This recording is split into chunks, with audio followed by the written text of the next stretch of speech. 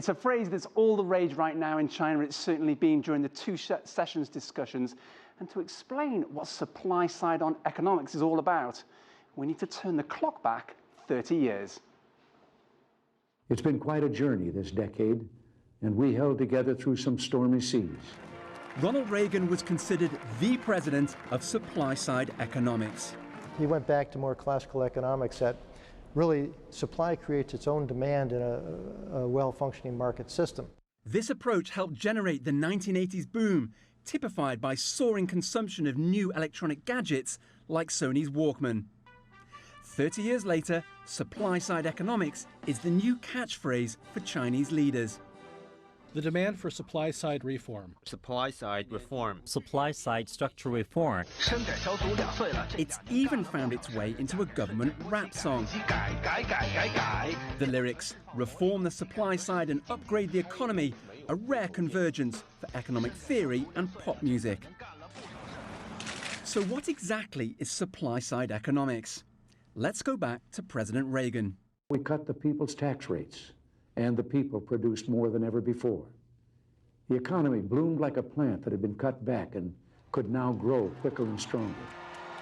It wasn't just about tax cuts. President Reagan's supply-side economy made America dance to a new beat by deregulating things like stock exchanges and cutting red tape to make the cost of doing business cheaper. Advocates say this brought America out of a deep recession and triggered a 25-year boom. And just for good measure, they say President Reagan's recovery was much more impressive than President Obama's. But supply-side economics took a back seat after the global market crash in 2008. Financially stricken governments from Japan to the US opted for demand-side. That put governments front and centre to pump trillions and trillions of dollars into their economies, hoping banks would take the money and lend it, consumers would spend it, and builders keep on building with it, creating, you've guessed it, more demand. China did plenty of that too, but with its economy slowing, it's opting for more supply-side thinking. Leaders are supporting more private enterprise, for example, allowing ride-sharing firms like Uber to compete with state-owned taxis.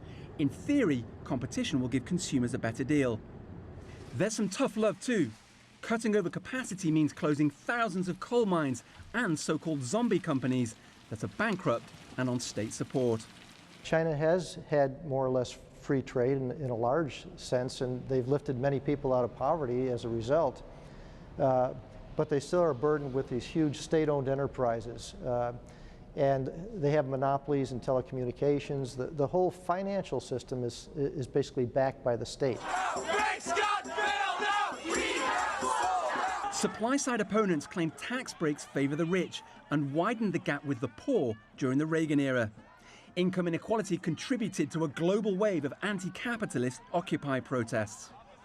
And the International Monetary Fund has warned that as China embarks on a new chapter in its unprecedented economic growth, its own rich-poor gap is growing.